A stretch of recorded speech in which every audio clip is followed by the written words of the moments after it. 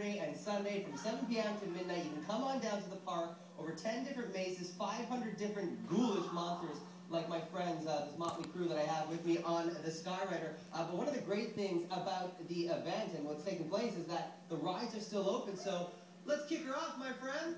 Let's go. We are on the Skyrider. Hopefully we're going to make it out alive. How you doing, my friend?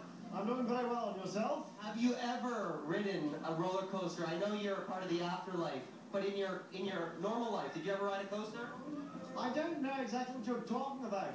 Is this some sort of locomotive? Yeah, it's kind of like that. It kind of goes ups and downs and corkscrews, and once again, it's still all the hours for the rides on the weekend still open from 10 to 5, but once again, we have so many cool stuff that is happening for the Halloween season, and why not ride some roller coasters at night? It's a little bit of a different experience, and I have to tell you, my friend, I kind of have breakfast, and I don't.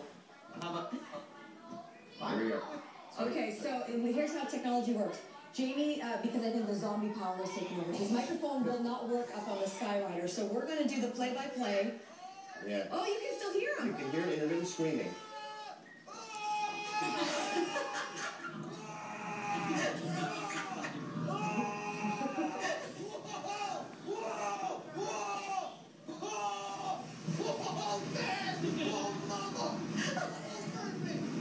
Oh, mercy!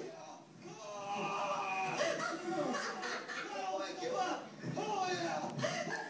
I'm trying not to swear! I'm trying my best! That's the sign of a real pro, trying not to swear. In case you guys were wondering, his microphone is taped to his hand. There's no fear that that microphone is going to leave and become airborne. Thank you, duct tape. We appreciate that. Jamie, are you with us? Can you hear us? Jamie, do you hear us? Yeah, I hear you. That's CP24, Brad.